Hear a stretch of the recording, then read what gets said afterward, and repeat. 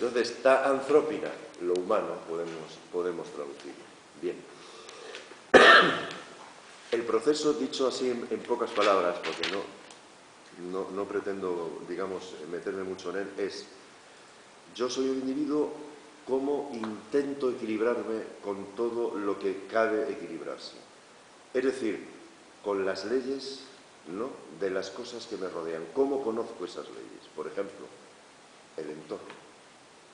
¿Cómo equilibro yo mi propio individuo con lo que me rodea desde un punto de vista físique, es decir, de la física?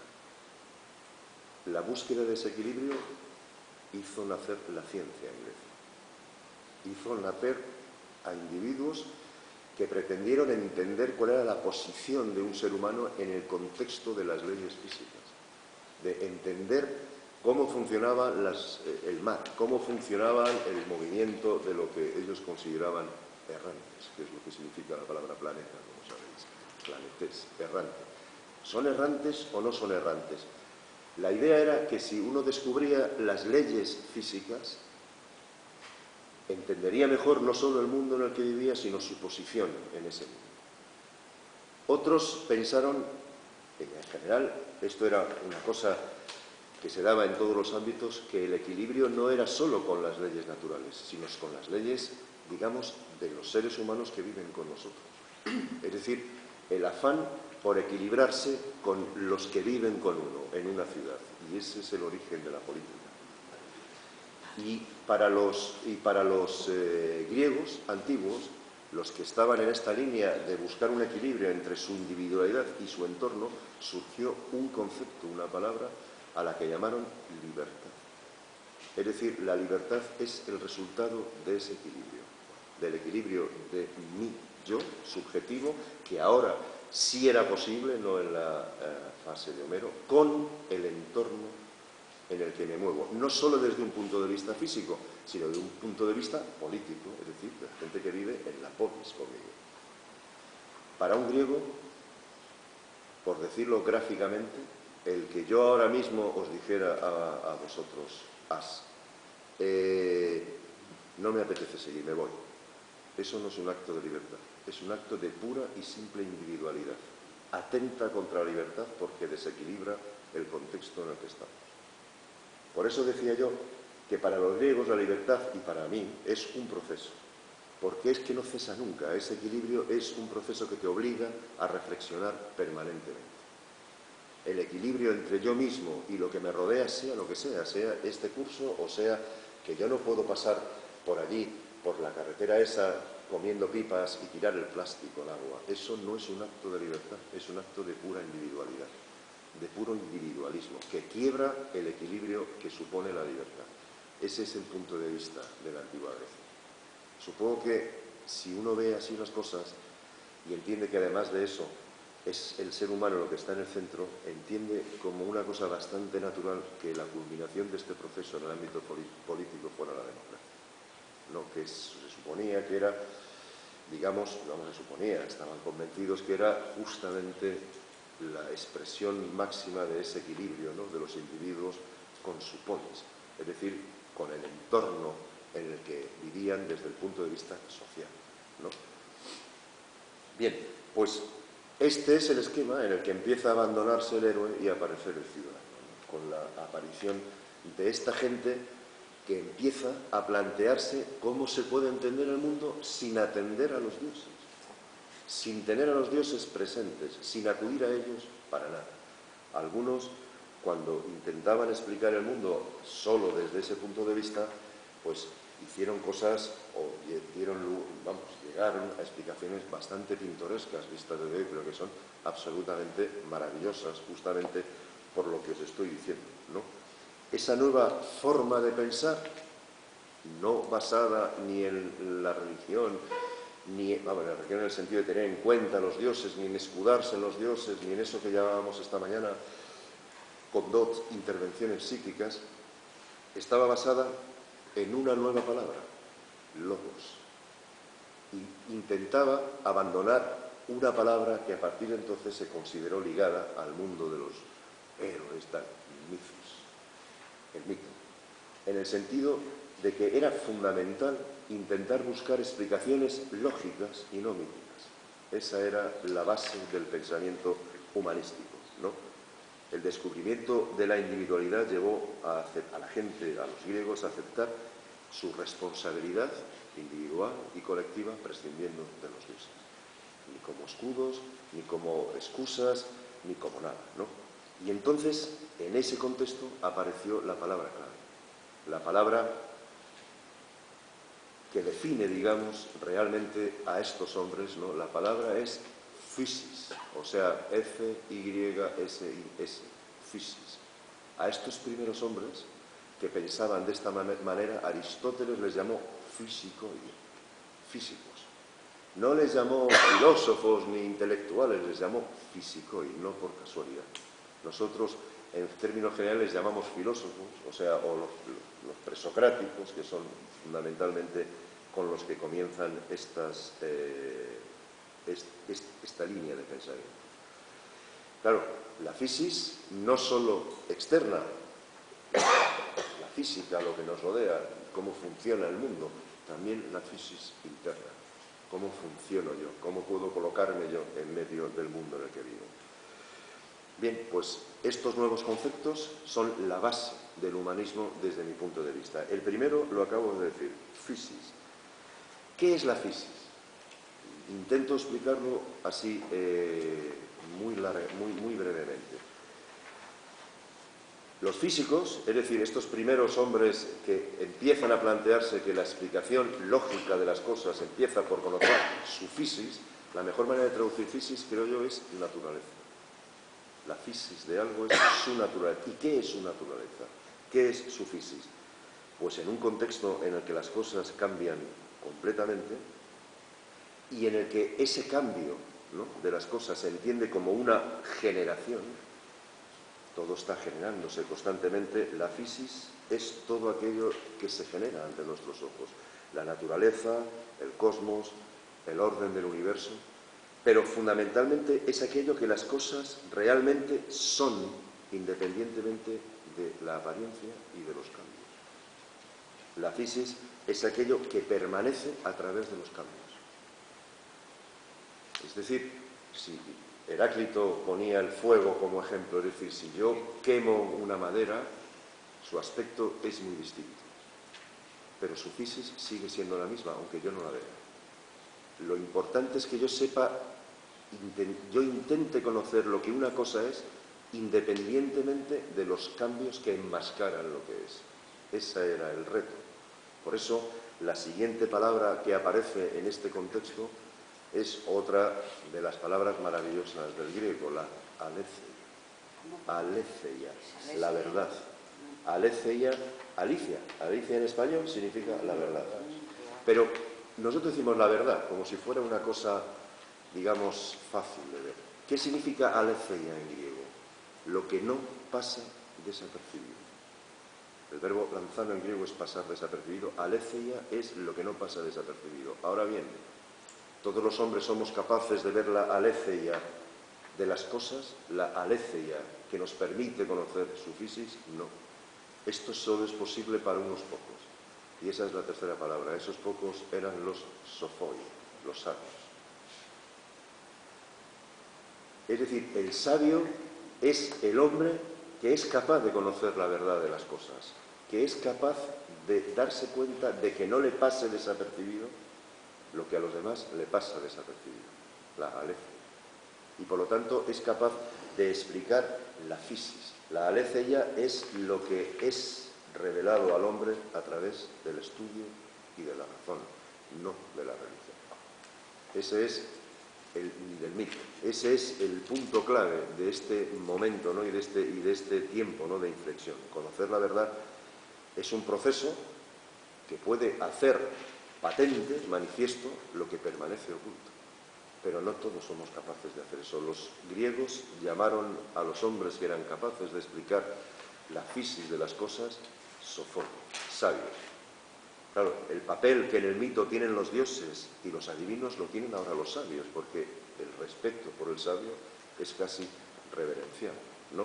el hacer caso a lo que por eso le preguntaban a Heráclito, que era considerado uno de los sabios, ¿no? De los 7 sabios de Grecia, como si esto fuera, no lo decía por lo que decía Pep de los 7 cocineros, pero no tiene nada que ver, o sea, son los 7 hombres cuyas palabras eran respetadas por encima de se sentían orgullosos de que en Grecia hubiera 7 sabios, no había muchos más, 7 sabios.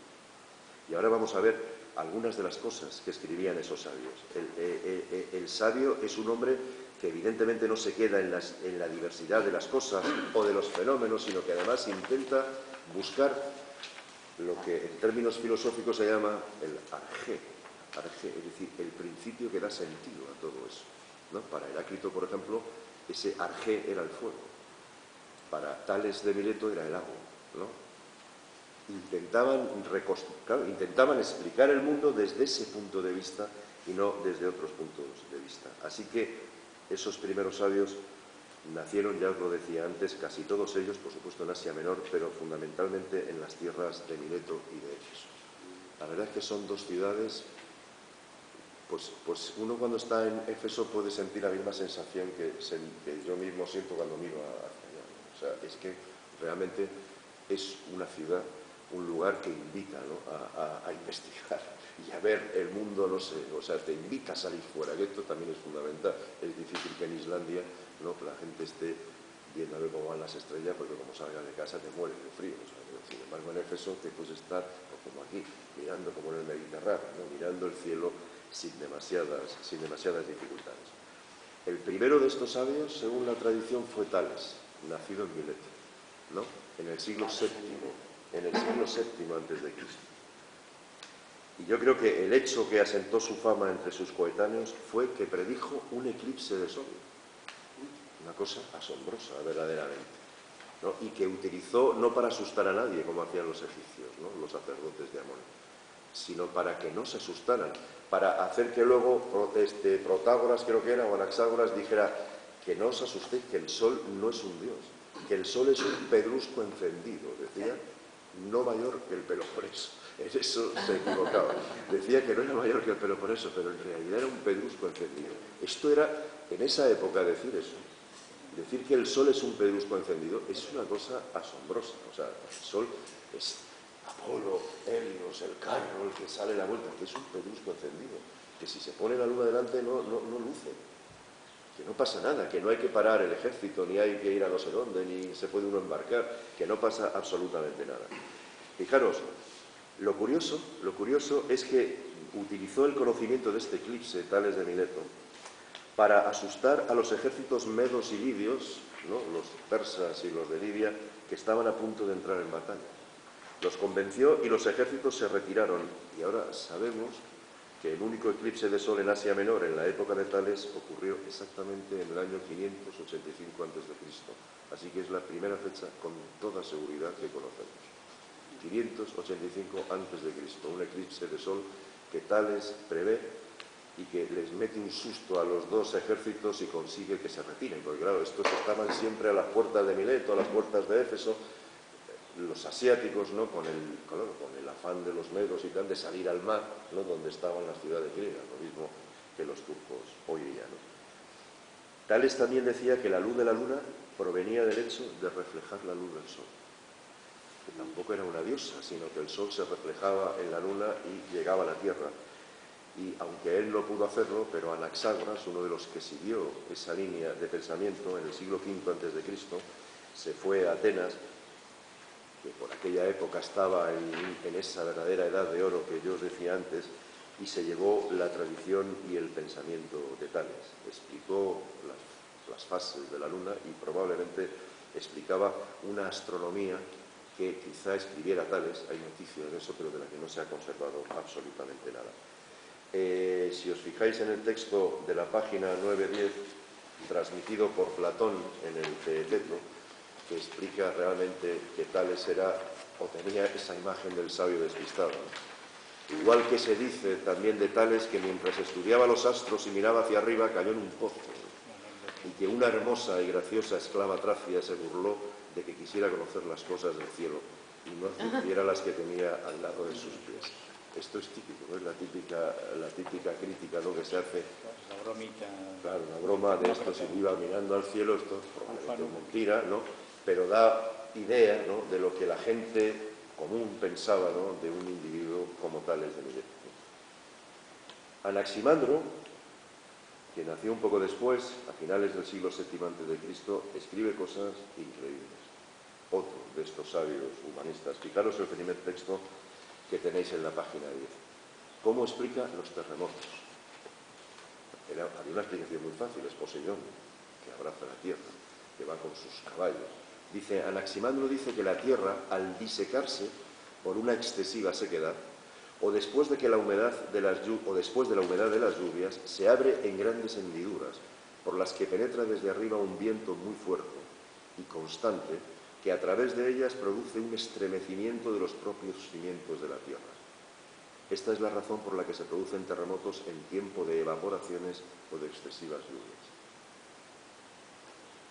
Estará equivocado, pero es una explicación que intenta ser racional. Sin embargo, en el siguiente texto, en el siguiente texto, que es la predicción de un terremoto, también por parte de... Claro, le interesaban los terremotos a Anaximandro, y dice, los lacedemonios fueron advertidos por el físico Anaximandro de que abandonaran la ciudad y las casas y pasaran la noche preparados en el campo, porque era inminente un terremoto. En aquella ocasión la ciudad entera se derrumbó y la cumbre del monte Taigeto se desgajó como la popa de un navío. ¿Cómo no iban a considerar a estos sabios una especie de dioses, la gente común y corriente? O sea, eran capaces de percibir la aletheia, no les pasaba desapercibido la naturaleza de las cosas. Pero si uno lee el tercer texto de Anaximandro, todavía es más asombroso. Anaximandro dice que el hombre se generó de animales de otras especies, deduciéndolo de que las demás especies se alimentan pronto por sí mismas, mientras que el hombre necesita de un largo tiempo de amamantamiento.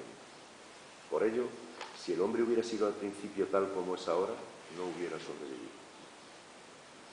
Viene de otras especies, esto parece, o sea, la evolución de las especies, estamos hablando del siglo VII a.C., ¿no? Y este es un fragmento transmitido por Plutarco, por el pseudo Plutarco.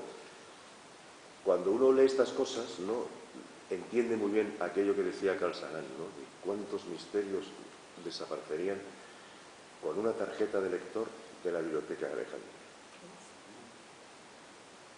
Porque las obras de Anaximandro estaban enteras ahí.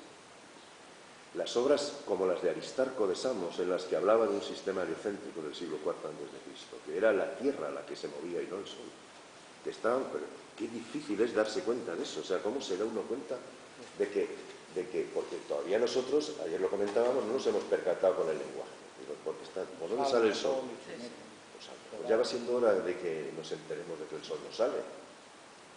Y sin embargo, Aristarco lo percibió. O sea, ¿cuánto aprenderíamos leyendo la obra de Aristarco? Y sin embargo, lo que tenemos son estos fragmentos miserables, ¿no? O sea, fragmentos que sirven solo para que nos hagamos una idea, ¿no?, del esfuerzo, ¿no?, que hicieron estos, a los que yo considero desde luego no filósofos, o sea, sino auténticos humanistas, en el sentido de que realmente pusieron la explicación lógica del logos en relación con ellos y con el equilibrio que pretendían tener, que decía antes, con todo su entorno, al servicio del conocimiento humano, ¿no? Perdona, no sé si es el momento oportuno para que te haga esta pregunta, pero los escritos estos que desaparecieron de Alejandría, bueno, aquí nos llegan a través de transmisiones indirectas, claro. Sí, pero, por ejemplo, Ptolomeo, o sea, lo que nos ha llegado a llegar, ¿el circuito ha sido a través de los árabes? O sea, a través del... No. En general no. En general no. El circuito ha sido a través... Hay dos circuitos. Uno que es, digamos, el ordinario, que es la vía manuscrita. Es decir, los manuscritos se van... Si cogéis una edición de textos, de cualquier texto antiguo, ¿no?, una edición que esté, digamos, editada desde el punto de vista de un filólogo, ¿no? Por las dos colecciones mejores que yo conozco son la Oxford Classical Text, ¿no?, de Oxford, y la Biblioteca Teubneriana de Teubner, de la Universidad de Leipzig en Alemania. Bueno, pues entonces tú coges el texto y entonces tienes el texto y debajo lo que llamamos el aparato crítico.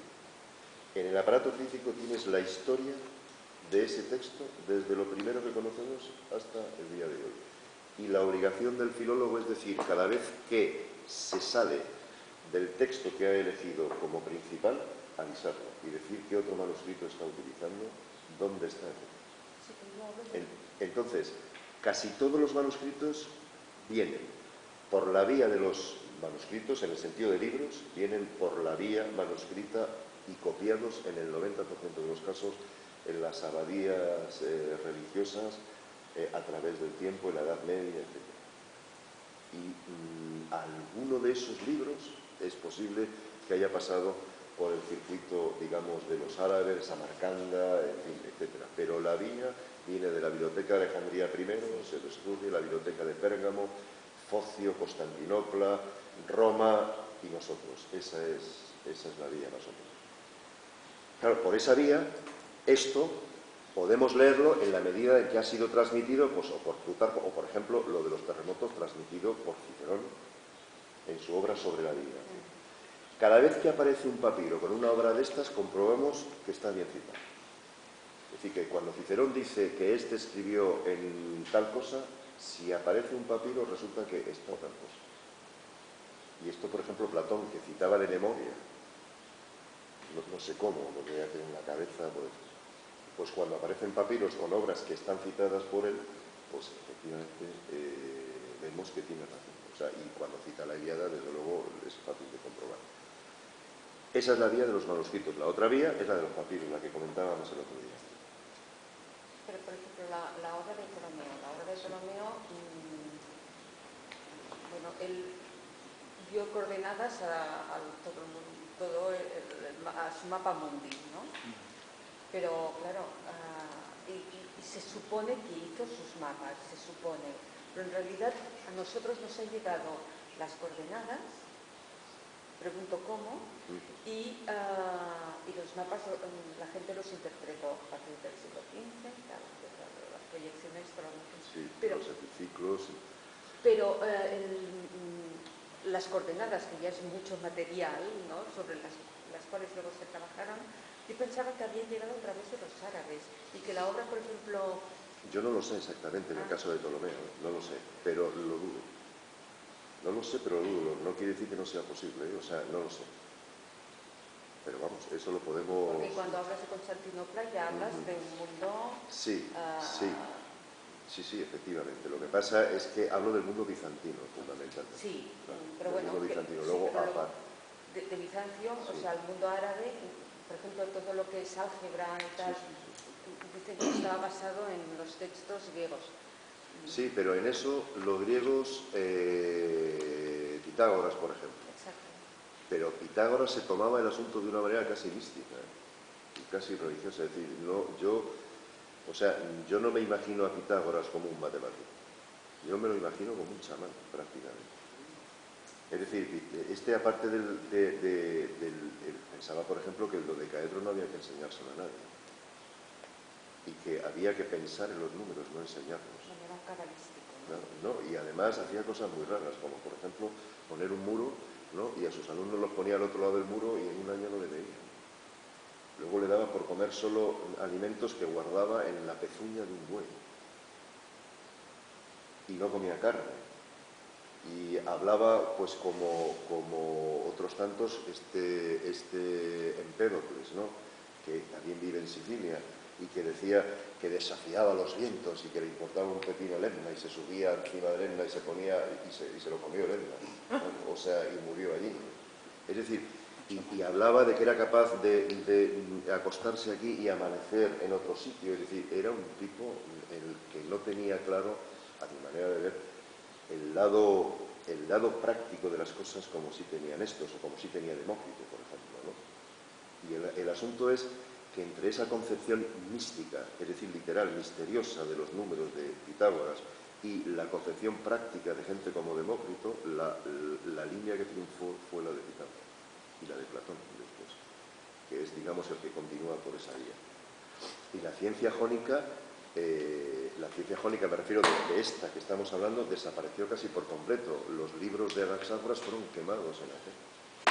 Es que a mí no me maravilla lo que no ha llegado. A mí me maravilla lo que ha llegado. O sea, alucino. Entonces, Euclides, el tío te dice, la distancia más corta entre dos puntos es una línea. Oye, y esto es nuestro vivir de hoy. Así hacemos las carreteras, en teoría. Claro, yo estoy hablando de los más antiguos, pero... Pero ¿cómo llega Euclides? O sea, Euclides, yo tengo un libro de 1600 que era Euclides.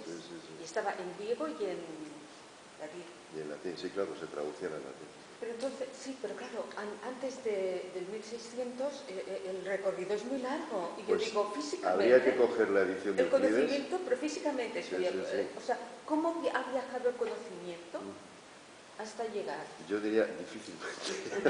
No, sí, pero perdona, esto... y lo que nos hemos perdido, efectivamente, el Pink Drive, lo que nos hemos perdido y cómo... tenemos por mucho lo que nos ha llegado y a lo mejor no es ni los bestsellers. Es en torno al 14-15% en el mejor de los casos de lo que es. Y a lo mejor no eran ni los más buenos, los a saber, me refiero. Hombre, en la Biblioteca de Alejandría había no sé cuántas obras de Sófocles. Que han llegado, sí. Solo de Sófocles. La proporción de Sófocles. Pero lo increíble es que hayan llegado, sí. Han llegado, sí. Pero ha llegado, en el caso de Sófocles, ha llegado porque normalmente para las escuelas se hacían antologías con unas cuantas obras. Y esas antologías que se hacían para las escuelas, que se enseñaban en las escuelas, son las que se han conservado. Porque todos los manuscritos tienen las mismas obras. Y en algunos de ellos se dice expresamente que se hacía para enseñar a los talios. Y sobre eso se va copiando y copiando y copiando y copiando hasta el día de hoy. Pero en cualquier caso, si tú coges Euclides, Teubner o Oxford Classical Text, el prólogo te explica exactamente cómo ha llegado el texto de Euclides hasta el filólogo que edita ese texto. Esto es importante. Eso, te lo dice. Y además te dice, elijo el manuscrito que llama L, que es del año no sé cuántos y que está en la biblioteca no sé qué. Dices Toynbee, ¿no? No, te lo escribo. Es Teubner. Teubner, T-E-U-B-N-E-R. Esa es la edición alemana, que tiene aparatos críticos casi, y la otra es Oxford Classical Text, OCT. Yo tengo, no es que no me he traído ninguno, me tenía que haber traído una mochila. Mira que estuve tentado de traerme una edición de Teubner y otra de Oxford para que lo vierais, ¿no? Pues el que edita a Euclides o a Sófocles o a quien sea, en el prólogo te dice la historia del manuscrito desde el más antiguo hasta el que utiliza él. Y te dice todos los demás que existen, que no los utilizan, pero cuándo los utiliza porque creen que la lectura que tiene ese manuscrito es mejor que la que él ha utilizado. Y entonces te va dando la información de absolutamente todo. Perdona la pregunta. Sí. Si yo digo Gilgamesh, también me buscará una pregunta. Sí. Primero yo empiezo, como decía Maite, no sé si es el momento de hacer esta pregunta, pero a mí me asombraba cuando estudiaba la aparición de los presocráticos que de repente se abandonaba el mito si se pasaba al logo. Yo le preguntaba a mi profesor de filosofía con nulo éxito, que me explicara qué había pasado para un cambio de paradigma, no lo llamaba paradigma yo en ese momento, pero para un cambio de tal magnitud en la representación del mundo y del propio hombre, ¿no? Me decía, eso no está en el programa, ya lo veremos, pero dije, tú no molestes. Y sigo igual, y te hago la pregunta que le hacía mi profesor de filosofía. Al margen de lo que te decía antes, de la necesidad de ese equilibrio del proceso de intentar equilibrar mi yo con el resto, influyeron algunos factores externos, ¿no? De algunos ya hemos hablado. Sí.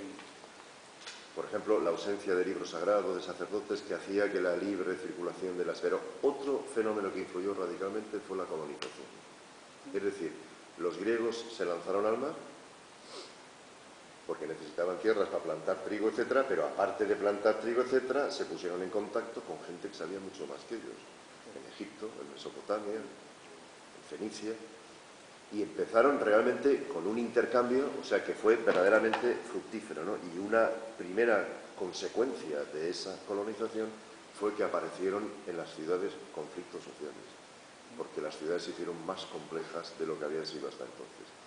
Y la necesidad de elaborar normas, mecanismos que resolvieran esos conflictos sociales que eran nuevos. Y por eso surge la política en el sentido literal del término, es decir, intentar ver cómo podemos convivir nosotros y quienes son diferentes a nosotros. Esto antes de la colonización no existía, porque todo era bien fácil. Hay unas cuantas gentes, filan en griego, pero en gens, y estos tienen unas cuantas familias y tal, y vivimos en ese contexto. Si tú te quieres casar con alguien de una gens que no es la tuya, tienes que pedir permiso, ¿no?, al jefe de la gens, que es el pater familias, ¿no? Una institución tan rancia que fijaros hasta qué punto era conservadora, que el genitivo es enas, no enae, no es el pater familiae, sino el pater familias, con el genitivo del griego, es decir, con el genitivo indoeuropeo. Y si aún así no hay acuerdo, pues entonces hay que reunirse con los senex, es decir, con los ancianos que forman un órgano al que llamamos senatus, o sea, senado, ¿no?, para que me dé permiso para cambiar. Entonces, era un sistema muy simple, o sea, muy fácil y bien claro. Ahora, cuando el mundo se abre y empiezan a aparecer asiáticos y empieza a aparecer gente que vive de otra manera, es absolutamente necesario, y especialmente en Oriente, en ciudades como Éfeso, como Mileto, establecer normas que permitieran que la vida fuera posible, ¿no?, en un contexto tan diferente y del que además pues no había referencia. Así que, claro, la cosa se hizo tan compleja que había que hacer cálculos, especialmente de navegación. Especialmente de navegación. Ya no bastaba con decir tira, no, la náutica se desarrolló enormemente, porque la colonización sin los barcos, sin la navegación, era imposible, sin conocer el cielo, sin saber cómo funcionaba el mar, en una palabra, sin saber cómo funcionaba la naturaleza. A estos navegantes lo de Olo y la isla les traía sin cuidado. Lo que quería saber es por qué había viento en esta época y por qué no lo había, y de dónde venía y cómo se generaba. Es decir, el mundo de la colonización, como casi siempre, cuando uno se abre, ¿no?, las cosas aparecen y empiezan los conflictos y empieza la necesidad de resolverlos en todos los ámbitos. Y yo creo que ese es el secreto de lo que pasó en términos generales en Asia Menor y sobre todo en esas ciudades. Esa línea... Cronológicamente, ¿esto qué supone? Muy poco tiempo, porque en Grecia las cosas iban a una velocidad, es decir, el siglo VII y especialmente el VI. Homero escribe a finales del VIII, pues en la mitad del VII ya está Tales cayéndose al pozo, ¿no?, mirando al cielo, y a finales del siglo VII está ya Anaximandro, como decíamos, planteándose si los hombres venimos de otros animales y no de... no. Pero claro, y es que además no paran, o Demócrito, del que no hablo aquí, de Demócrito no se conserva casi nada, pero claro, Demócrito cogió un día fíjate si esto lo había hecho gente, ¿no?, un cazo de estos para coger aceitunas, ¿no?, de estos que lo metes esto en el Mediterráneo, lo metes en la tinaja, ¿no?, y haces así con el dedo y entonces el agua se queda, porque ese tiene agujeritos. Si haces así, se va el agua. Y entonces Demócrito un día pensó, aquí hay algo que no veo que impide que salga el agua. Debe ser tan pequeño que igual no lo puedo cortar. Átomos, lo que no se puede cortar, el átomo. Claro, hoy sabemos que existen los átomos, le hemos puesto los nombres. Fijaros lo que disfrutaría Demócrito viéndolo, ¿no?, o sea, la película de los átomos, como decía Sagan, ¿no? Y Demócrito era de estos que decían, prefiero ser un esclavo en Grecia que el rey de Asia. O sea, que era gente verdaderamente... Bueno, si vamos a Éfeso algún día y nos centramos allí, podemos ver lo que construyeron en Mileto y en Éfeso, los túneles, los pasadizos, o sea, para poder pasar los barcos, en fin, unas obras de ingeniería verdaderamente impresionantes, ¿no?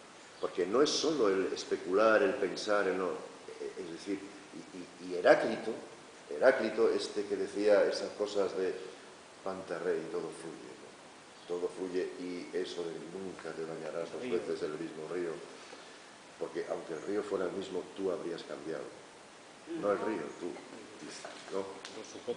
Claro, aunque el río fuera el mismo, tú habrías cambiado. Heráclito, que es con el que se inicia, según los filósofos y los estudiosos, el grado de abstracción en el que estamos, ¿no? Heráclito es el primero, y es el fragmento que os he seleccionado ahí. Cuando Aristóteles, tiempo después, decía que la esclavitud es un hecho natural, fijaros lo que decía Heráclito. ¿Qué hubiera pasado si hubiera triunfado de verdad la ciencia jónica, ¿no?, frente al misticismo, ¿no?, de Pitágoras o de Platón? La guerra es el padre de todos. Claro, en griego el guerra es masculino, es más fácil, ¿no? Polemos esti pater panton, ¿no? Pero aquí decimos la guerra es la madre, pero claro, traducir por la madre me parece malamente. Así que he dicho, bueno, guerra es padre de todos, el rey de todos, y añade, a unos los presenta como dioses, a los vencedores, a otros como hombres, a unos los hace esclavos, a otros libres. Eso de que la guerra es un hecho natural, digo, la esclavitud es un hecho natural, de eso nada. Es la guerra la que hace a unos libres y a otros esclavos. La enmienda de Aristóteles la plana. Por completo, y eso que es anterior a Aristóteles, pero el hecho es que desde el punto de vista, digamos, de la idea, es clarísimo, ¿no? La idea de los contrarios, que decíamos antes también, que para Heráclito es importante también la noche, el día y tal, el cual. Eratóstenes, tiempo después, esto supongo que lo sabéis también, ¿no? Pero yo no lo tengo aquí, pero cuando se plantea, cuando por supuesto sabe que la Tierra es redonda, y esto muchos griegos lo saben desde siempre. También os lo decía, creo, en algún momento dado, cuando Zeus dice el mito este tan antiguo de que Zeus lanza dos águilas, ¿no? Una a oriente y otra a occidente. Y las dos águilas se encuentran en Delfos, y Delfos es el ombligo del mundo, por eso, el ónfalos. Todo eso está muy bien, pero eso presupone que el que hace el mito entiende que la Tierra es redonda.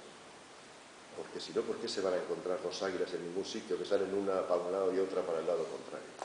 Pues eso es lo que os decía de los mitos, ¿no? Parece una estupidez, pero el que hace ese mito, el que dice, el que hace el mito, el que se lo imagina, el que lo pone en circulación como fuere, que Delfos es el ombligo del mundo, es que la Tierra es redonda.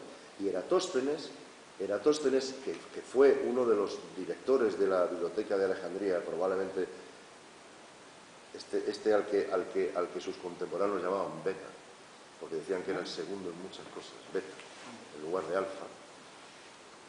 Un día hizo una observación absolutamente intrascendente. Él vivía en el norte, en Alejandría. ¿El nombre, perdón?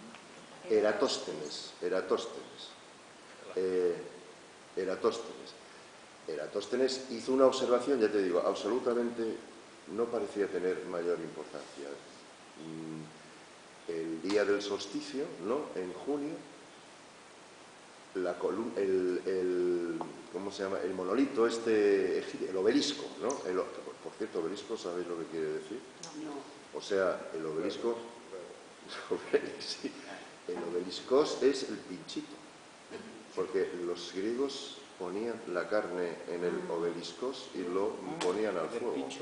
Cuando dicen, no, esto es turco, de turco nada. O sea, esto es más antiguo y el obelisco es, bueno, pues los obeliscos que tienen la misma forma de las construcciones egipcias, pues el día del solsticio ve que el obelisco no da sombra.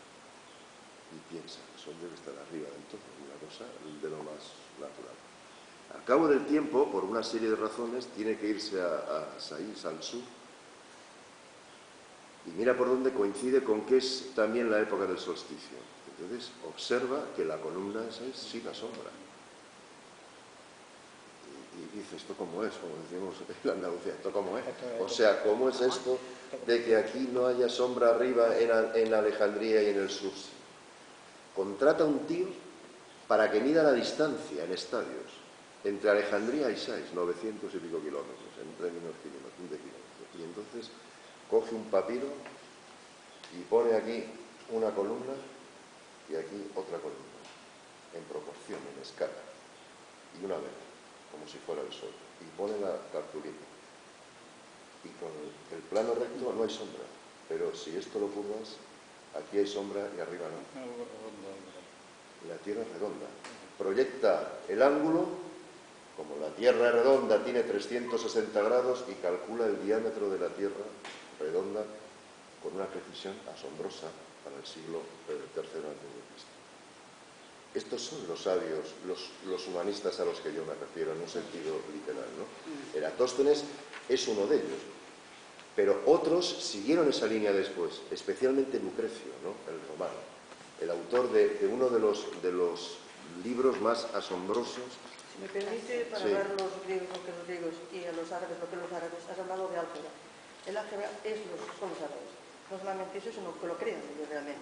Álgebra es una palabra árabe como número. Por tanto, como sabes, crean y transmiten eso, como los niños que tenemos nosotros. Pero es interesante, decías, es que de los 300 libros de Sófocles que se han perdido, o que han llegado a 17, no sé. Sí, 100 y pico han llegado 7 y pico, sí, porque hay fragmentos. Bueno, sí. Y la pérdida de conocimiento de eso, o sea, hasta el Renacimiento, esos 1400 años, la biblioteca de Pérgamo cuando se quema y la de Alejandría cuando se quema, hay 1000 y pico de años, ¿no? La respuesta es intolerante. Sí, en muchos aspectos sí. Claro, y ahí tienen una responsabilidad histórica que nunca se ha asumido de la pérdida de un milenio por parte de la cristiandad. Porque lo destruye sistemáticamente. Sí, sin duda alguna. Esto es pagano. Claro, pero sistemáticamente. O sea, solo se recupera lo que no es pasado por el sistema inquisicional cuando no se había inventado la Inquisición, que se supone que no iba en contra de ninguna doctrina cristiana, que no, católica no es el caso, cristiana, y que a partir de los monasterios en el Renacimiento, cuando empieza a cambiar el paradigma, empieza a traducirse del griego al latín y del latín al resto de las lenguas. Pero ya no que quemaran a Servet y que Galileo no, que no sé qué, que eso es lo que de eso. No, eso es un grano de anís delante de la pérdida del conocimiento helenístico y otros, pero el conocimiento helenístico que esos individuos han hecho en estos últimos 1000 años. Sí, hubo excepciones, hubo gente que se jugó el tipo por copiar una obra, normalmente novicios, porque claro, los que copiaban no eran los que, por eso además se equivocaban, porque no sabían, pero claro, tú llegabas a la abadía y te copias, y a copiar, ¿no? Y a veces, en el nombre de la rosa, se novela bien ese asunto, ¿no? Es decir, que el problema era... preguntarte si era cierto. Claro, cargarse, no, o sea, está novelado, pero era cargarse o no la poética de Aristóteles por una cuestión sobre si Jesucristo se ríe o no se ríe. Y oía preguntarte si era cierto. ¿Eh? Si era cierto, era una película de verdad. No. Si había existido una obra sí, la poética, en la que... Vale, la poética existe. Ahora, lo que hace Eco es novelar, lo que pasa es que lo hace muy bien. Incluso el prólogo lo hace de manera que parece de verdad la historia del manuscrito, ¿no? O sea, y si no recuerdo mal, encima la última frase la pone en latín, que es lo que da, a mi manera de ver, el secreto, es decir, lo que hace, su confesión de que todo es una novela, ¿no? El rosa prístina in nomine, creo que dice, sed nomina nuda habemus. La rosa es pura en su nombre, el nombre de la rosa. Pero no tenemos, prístina in nomine, sed nomina, pero no tenemos nombres, están desnudos, es un invento. O sea, me lo he inventado yo. No. Pero yo cuando leía el prólogo parece el de Oxford Classical Texts, o sea, el prólogo del nombre de la rosa, no porque cuenta una historia personal, pero cuando habla del manuscrito y de las ediciones del manuscrito, de dónde viene, de dónde va, etcétera, parece la edición de Toyner. Yo decía, pero será verdad esto, o sea, me hacía dudar. Y de hecho, en realidad, hasta el final de la novela no tenía claro, o sea, si esto tenía que ver con la realidad o no. Pero bueno, si algún día tenéis tiempo, allá arriba tengo la traducción de García Calvo. A mí uno de los poemas más asombrosos, o sea, del mundo antiguo, es el de Rerum Natura de Lucrecio. Escrito en el siglo I, o sea, esto es romano, no es griego. Pero sigue la línea de Epicuro. O sea, lo que hace Epicuro, en fin, Epicuro, este sí que no fue copiado, fue destruido, porque claro, Epicuro decía que en esta vida nacemos para disfrutar del mundo, no para padecer en él. Claro, esto, al lado del Valle de Lágrimas, etcétera, pues era no es que sea una herejía, es que, en fin, esto de que nacer, y que la clave está en el placer. Pero no en el placer sexual, que es lo que entiendes, sino en el placer de tomarte una copa de champán en una copa de cristal de Bohemia y no en un vaso de plástico. Ese es el hedonismo. O agua cuando tienes sed. Exactamente. ¿No? Es decir, pero bueno, este fue absolutamente borrado del mapa. Y sin embargo, bueno, si leyerais el inicio, cuando Lucrecio habla de Epicuro, ¿no? Y dice no lo tengo aquí, lo tengo arriba, luego lo leeré otro día, mañana. Cuando dice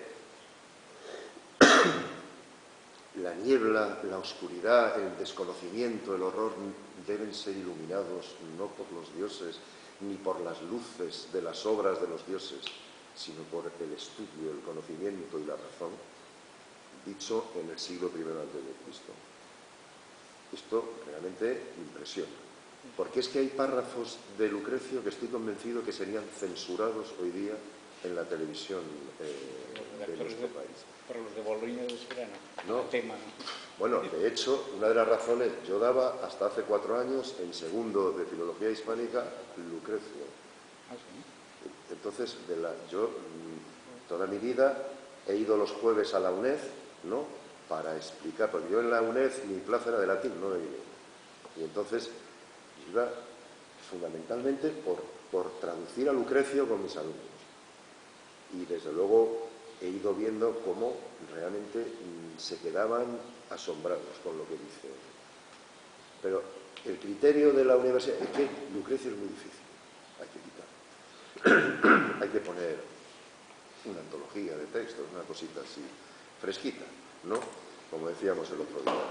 Pero los alumnos, cuando acababan entendiendo, porque a veces es evidente que Lucrecio es un poeta difícil, realmente, cuando decía, y en medio de ese contexto solo un hombre, dice Lucrecio, se atrevió a descorrer los cerrojos de las puertas, digamos, que atrancan el conocimiento del mundo, ¿no? Y ese hombre era Epicuro. Y entonces hace un poema de Rerum in Natura, es decir, acerca de la naturaleza de las cosas, ¿no?, en el que lleva las teorías de estos sabios de los que estamos hablando, no solo de Epicuro, que es posterior, sino de Heráclito, de Tales, de Anaximandro, al extremo, la teoría de los contrarios. Cuando digo al extremo me refiero en todos los casos. Incluso se plantea el amor como una cosa física que depende no del corazón ni de los sentimientos. Ahora lo vamos a leer también. Y escribe en el libro segundo, el verso 575 y siguientes, os lo pongo ahí en latín, Nuncic illic superan Vitalia rerum, etc. La traducción de abajo os puede hacer una idea de lo que estoy diciendo, ¿no? A mí este fragmento de Lucrecio me parece una cosa, lo de al mismo tiempo en un lugar o en otro, triunfa y muere la vida en este mundo, dice. El llanto de los funerales se mezcla con el llanto del recién nacido. Nunca la oscura noche sucede al día, ni la luz de la aurora a la noche, sin que el primer dolor de los que nacen se mezcle con el último lamento de los que mueren. O sea, esto además cuando lo lees en latín, la traducción es grosso modo, y eso que es una buena traducción, que no es mía, es de Antón Alvar, de que os decía antes, y Luis Alberto de Cuenca, ¿no?, que la hicieron juntos. Sospecho que es de Luis Alberto porque Antón, lo suyo es Tito Livio, no la poesía, ¿no? Más florido, ¿no? Sí, este lleva traduciendo a Tito Livio toda su vida, de vez en cuando le digo, ¿qué tal va Tito Livio? Y dice, pues mira, he decidido perder el tiempo en otra habitación y he trasladado todos los libros a otra habitación porque no acaba con Tito Livio, no sé si Tito Livio acabará con él, ¿no? O, por ejemplo, en el libro 4, fijaros el texto, este es impresionante. Al poseerse, dice, los amantes dudan. No saben ordenar sus deseos, se estrechan con violencia, sufren, se muerden los dientes con los labios, se martirizan con caricias y besos. Cuanto más poseemos, más arde nuestro pecho y más se consume. Los alimentos sólidos, las bebidas que nos permiten seguir vivos, una vez ingeridos, ocupan sitios fijos en nuestro cuerpo, y así es fácil apagar el deseo de beber y de comer. Mas de un bello rostro, de una piel suave, nada se deposita en nuestro cuerpo. Nada llega a entrar en nosotros salvo imágenes, impalpables y vanos simulacros. Miserable esperanza que muy pronto se desvanece. Los amantes saben que no saben lo que desean y al mismo tiempo buscan cómo saciar el deseo que los consume, sin que puedan hallar remedio para su enfermedad mortal. Hasta tal punto ignoran dónde se oculta la secreta herida que los corroe. Una cosa, o sea, realmente dices, ¿quién ha escrito esto? O sea, ¿cómo desde ayer, de mañana? O sea, es una cosa verdaderamente impresionante, y el tono en general, ¿no?, de este poema, del de Rerum Natura. La traducción es del mismo, también del mismo, sí. y Aquí yo, cuando veo que una traducción es mejor de lo que yo puedo hacer, paradójico, sí, hombre, si esto fuera un libro lo citaría, por supuesto, ¿no? O sea, pero es de, vamos, no sé si es de uno o de otro, porque el libro, que es una antología de, vamos, esto lo he sacado, la traducción de la antología de poesía latina está hecha por Luis Alberto y por Antonio Alvar, y está publicada por Alianza, ¿no? Pero vamos, no. En fin, el caso es que si, en fin, recapitulamos un poquito. Yo quería preguntarte, no sé si lo ibas a comentar ahora en las conclusiones, cuando hablabas del concepto de fisis, ¿no?, y en el paso del mitos al logos, este cambio, ¿no?, de mentalidad, etcétera. ¿No has hablado del concepto de nomos? El tema del relativismo, los sofistas... Sí, lo tenía aquí puesto así en rojo, vamos, en rojo, como se me acababa la tinta lo tengo medio... la oposición, ¿no? Sí, porque era como un debate, mira, discusión con los asistentes sobre los textos de presocráticos y de algún tema relacionado con la oposición fisis-nomos. O sea, que lo tengo aquí, la corrupción política, el matrimonio, la guerra, es decir, lo tenía ahí... ¿Te has visto los papeles? Sí, Va por nota. porque no, es que él tiene mucha razón, porque lo que pasa es que no surge exactamente ahora, sino poco después, en la época de los sofistas, etcétera, cuando en Grecia empieza a plantearse la discusión de si una cosa es por naturaleza o es por convención, o es cultural, nomos. Nomos en griego significa costumbre y ley, las dos cosas, porque en el fondo es lo mismo. La ley no es más que una costumbre escrita o puesta por escrito, ¿no? Entonces la palabra empieza significando costumbre y acaba significando ley. La discusión es, ¿esto es un hecho natural o esto es un hecho cultural? Y en esto se devanan los sesos, los sofistas, etc. Yo prefería entrar en eso, en una discusión, más que exponerlo, ¿no?, teóricamente. Quería recapitular, ¿no?, y decir exactamente eso. Es decir, las consecuencias primeras de la aparición de la individualidad son, como decíamos antes, la libertad y la ciencia, que en el fondo es lo mismo. En el fondo es lo mismo. El estudio de la fisis interna, es decir, el conocimiento de sus leyes, lleva al descubrimiento de la individualidad. La fisis interna y el equilibrio con el entorno social, con la polis, es lo que lleva a entender qué es la libertad y cómo puede afrontarse, ¿no? La necesidad de equilibrar la fisis interna con el mundo lleva también a la necesidad de intentar entender las leyes del mundo, es decir, la física, el estudio de las leyes externas que decíamos antes. O sea que la ciencia, la filosofía, la política surgen por el deseo de conocer eso que llamamos la naturaleza humana. Porque claro, después de fisis aparece la anthropinefisis, que es la naturaleza humana y que no es.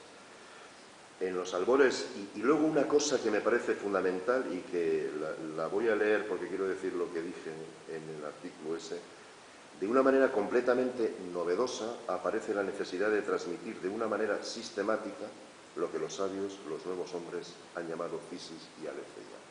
La cosa no se queda con que estos lo saben, no, hay que transmitirlo. Aparece entonces la paideia.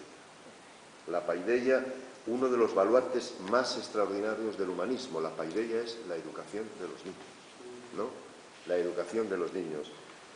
En los albores del siglo V, algunos hombres creen firmemente que el ser humano solo puede propagar. Estas son palabras de Bernard Jäger, no mías. Es decir, el autor de un libro decisivo, o sea, que se llama Paideia. Un libro así de gordo, pero que se lee como si fuera... Así de gordo y con un papel de Biblia que es gordo. Sí. Es decir, esto que leo ahora, lo que cito ahora, es de Jäger lo mío, ¿no? Jäger dice, en los albores del siglo V, algunos hombres creen firmemente que el ser humano solo puede propagar y conversar su forma de existencia social e individual si utiliza los mismos procedimientos mediante los cuales las ha creado, la voluntad consciente y la razón. Mediante ellas, esto ya no es de Jäger, alcanza su desarrollo, el trasiego libre de las ideas, un desarrollo que no se da en ninguna otra especie, y se llega a un concepto, a un estado, ¿no?, que es el humanismo, al que solo se llega a través de la educación, de la paideia. Claro, es un estado que no permanece, que es dinámico, que ha de transmitirse para que dure. La naturaleza del hombre, su fisis, tanto psíquica como somática, exige la creación de estructuras, de organizaciones físicas y espirituales que la hagan perdurar. Esta suma de organizaciones físicas y espirituales que le hagan perdurar es lo que llamamos educación, o lo que deberíamos llamar educación, en el sentido no de transmitir una serie de conocimientos rígidos físicos, sino de dar a cada uno, en teoría, de nuestros alumnos, los elementos básicos, ¿no?, para que sean capaces de llegar al conocimiento, ¿no?, al descubrimiento de las cosas por sí mismos, ¿no? Yo creo que está lejos la educación, ¿no?, de tener este concepto, ¿no? Yo a mis alumnos les digo muchas veces, a mí no me pidáis que os enseñe griego, no me pidáis que os enseñe griego, yo os enseño un método para que vosotros aprendáis griego. Cuando digo un método quiero decir una rutina, siempre les pongo el ejemplo de un piloto. Cuando un piloto aterriza no se salta el protocolo. No puede decir, no, saco el tren de aterrizaje 10 minutos antes. No, hay que sacarlo cuando hay que sacarlo. Entonces, cuando la rutina la conviertes, cuando el método lo conviertes en una rutina, entonces es cuando tu inteligencia está preparada para afrontar todo lo que la rutina no puede afrontar. Es decir, el juego medio del ajedrez. La apertura te la puedo enseñar, y el final también, pero el juego medio es cosa tuya. El jazz. O sea, yo te puedo enseñar, y esto os lo digo un día, a ver si un día, porque en el instituto, y esto os doy mi palabra de honor que lo hice por razones educativas, lo que pasa es que luego se me fue de las manos, y de hecho se me ha ido de las manos, porque ahora es una banda de swing. O sea, una banda de swing, ¿por qué una banda de swing? Porque decía, vamos a ver, vosotros sois todos de la banda del pueblo. Tocan, y es que además en Madrid para tocar jazz o swing, bajistas, contrabajistas, que es lo que soy yo, hay un montón. Ahora, tíos que toquen el saxofón, el trombón, la trompeta, esto es más difícil. Sin embargo, en un pueblo como El Espinar hay una banda, entonces tocan el saxofón un montón de tíos, pero claro, tocan pasodobles, no sé qué. Y entonces, hace años ya, empezamos con la idea de entrar dentro del concepto del jazz, es decir, y del swing. O sea, iniciamos un tema que está escrito, que vosotros lo podéis leer incluso mejor que yo, porque todos son de conservatorio, pero a partir de un momento dado hay que improvisar. Y la improvisación no es hacer lo que me dé la gana, eso sería puro individualismo. La improvisación es que tú tienes que equilibrarte con lo que toco yo, y yo con lo que tocas tú. Y tenemos que ponernos de acuerdo en qué acorde estamos, y si es mayor o menor, y si la escala que corresponde es esta o es otra. Y entonces sonaremos bien. No si tú haces lo que te dé la gana y yo hago lo que me dé la gana. Porque me parece que era una manera absolutamente evidente de enseñar lo mismo que estaba enseñando con el griego, es decir, el equilibrio, la libertad, que para que sonemos bien tenemos que respetarnos todos, tenemos que saber lo que estoy... Tú no puedes estar tocando la partitura y no hacerme caso a mí que estoy con el contrabajo. Porque si yo estoy dando sol menor y el tema está en fa, pues la escala que tienes que tocar es la escala doria, no otra, porque si no desafinamos. Y fue tremendo al principio, tremendo, porque estos le quitaban la partitura y se revelaban en redondo, ¿no? Porque no, hasta que empezaron a darse cuenta de que podía sonar, y al final pues no parábamos de tocar. Acabamos en el Florida Park de Madrid, que yo no sabía si eso existía o no existía ya, tocando durante meses todos los fines de semana, hasta que yo ya no podía más. No puedo irme todos los fines de semana a venir al Florida Park. Y al final lo dejamos durante un tiempo. Ahora hemos vuelto otra vez y ya estamos otra vez. Otro día tocamos en Madrid, en el segundo jazz, mañana tocamos. Y estos ya se han hecho mayores. Es decir, Óscar, el batería, que estaba en segundo de BUP de entonces, ahora ya ha acabado filología. El Piquero, que es al que conocéis, el dulzainero, este es el saxofonista, o sea, pero se han incorporado otros, entonces se ha creado ahí una cosa que ya funciona sola, entonces se van metiendo. Piquero tiene una novia que es jovencita, que toca clarinete, se mete y tal, que no es un lío porque somos un montón, pero el ajedrez, el jazz, o sea, al final se trata de eso, de que se entienda de que la individualidad no basta. O sea, que tú dices, no, yo soy libre. No, tú no, si haces eso no eres libre. Y además impides que lo sea yo. Porque tú y yo tenemos que convivir, que ponernos de acuerdo en esta empresa que es un grupo de swing, una banda de swing. Si quieres irte solo, vete solo. Pero ya lo decía Aristóteles, ¿no? Lo de el hombre es un animal, o sea, social. ¿Conoces las experiencias de Colombia, de un señor cuyo nombre no recuerdo, que ha organizado en las bandas callejeras, bandas musicales y ha conseguido? Sí, me suena. Sí, hay un par de documentales que sería interesante. Es que la música para eso es... de Basil Rattle en Berlín, que se llama Estos Ritmos, que coge también muchachos turcos, no sé qué, familias desestructuradas y organiza la primavera de Stravinsky en la Sinfónica de Berlín, dirigida por él con chavales de barrio, y el resultado educativo en el sentido de... O sea, esto, si encima al final la cosa suena bien, pues la verdad es que la satisfacción es enorme, ¿no? Y esto es esto. O sea, la naturaleza del hombre, su fisis psíquica, somática, o sea, en fin, exige la creación de estructuras, organizaciones físicas y espirituales que lo hagan perdurar, y en eso consiste la educación. La esperanza, en ese caso, está en el encuentro del logos con la paideia, en el sentido de que la paideia es lo que es capaz de transmitir el logos, digamos, para el futuro, ¿no? Por eso es tan importante la educación, o sea, y por eso te irrita tanto, ¿no?, cuando oyes permanentemente, es que hay que invertir en educación, es que la educación es el futuro, y lo dice gente que no sabe ni lo que dice, o sea, y que además no te hace caso nunca, que cada vez que te convocan para quedar bien alguna vez, o alguna reunión, alguna no sé qué, en el ministerio no sé qué, jamás te hacen caso, o sea, ni a mí ni a nadie, o sea, te miran como, solo escuchan a los que dicen lo que quieren oír, o sea, pero cuando te dices algo que no quieren oír, entonces no te escuchan, directamente. Bien, pues, claro, aquí es donde tengo yo discusión con el Nomos Vicis, ¿no? Es decir, después de todo esto dicho, ¿no? Claro, el problema que surge en Grecia, como siempre, es que aparece también la idea de si en realidad lo que nosotros entendemos por fisis y lo que creemos que es la naturaleza humana o lo que sea, en realidad no es una convención, no es un hecho puramente cultural. Y si lo que vamos a transmitir no es una convención que a lo mejor no hace el bien, digamos, educativamente hablando, sino que confundimos la nomos o el nomos, la ley, la costumbre, con la naturaleza. Y esto, en el siglo V, produjo verdaderas discusiones. O sea, asuntos como, por ejemplo, la corrupción política es un hecho natural, no es un hecho cultural. El matrimonio me refiero, el matrimonio entre homosexuales es un hecho natural, es un hecho cultural. La homosexualidad es un hecho natural, es un hecho condenarla, es un hecho natural, es un hecho cultural, yo qué sé. La guerra es un hecho natural, es un hecho cultural. Esta es la discusión, ¿no?, que cabe plantearse, porque desde luego en el siglo V se la plantearon. La fidelidad. La fidelidad. O, como decían algunos sofistas, todo vale.